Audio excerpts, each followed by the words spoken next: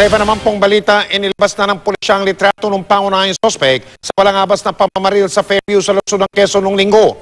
Hindi pa nahuhuli ang sospek na yan na kung ituring ng mga pulis ay armado at delikado, armed and dangerous. Tutok si June Veneracion. Armed and dangerous. Yan ang turing ng mga pulis kay Muhammad Walad Sandigan, ang hinahanting na pangunahing sospek sa shooting spree sa Quezon City nitong linggo na ikinasawi ng 4 na tao. Inabas ng Quezon City Police District ang larawan ni Walad na may kinakaharap daw na iba't ibang kaso kabilang ang murder. Sabi ng QCPD, positibong kinilala ng 3 nilang saksi si Walad. Nagdodroga to. So may baril, dodroga, any one time, medyo naparaning to mga to, baka babaril na naman yan anytime.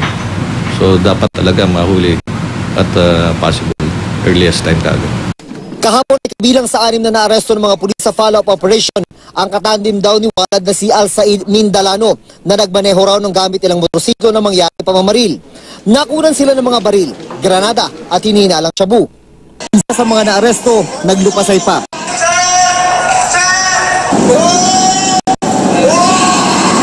Natumbok daw si Al Said dahil sa tip sa informant na nakakilala sa motor na ginamit nila na may tatak ng isang brand ng sigarilyo.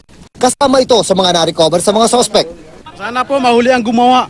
Sana po mahuli lahat ang gumawa. Kung ako tuturo, wala akong magagawa. Sa abandonadong compound nito sa barangay North Fairview nahuli ang mga sospek. Di kalayuan sa pinangyarihan ng pamamaril. Kwento ng mga residente, nagpanik ang buong komunidad nang biglang dumating ang mga pulis. Nagreklamo sa amin ng isang religious leader sa lugar. Pati raw siya ay napagkamalang sospek. Pinasukan ako nila sa bahay na wala akong kasalanan. Pinusasan ako nila wala akong kasala-sala. Sabi naman ng QCPD, malamang ay kasama si Asim sa mga nagsipagtakbuhan nung nagkakagulo na kaya napusasan. Pero nang maging malinaw na wala naman siyang kinalaman, agad din siyang tinanggalan ng pusas. Kwento sa amin ng isang residente na ay humarap sa kamera, notorious daw sa kanilang lugar ang 6 na nahuling suspect.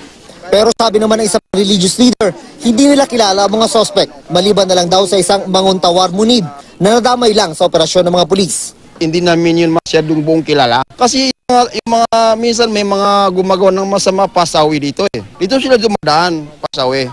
June Veneracion, Nakatutok, 24 Oras.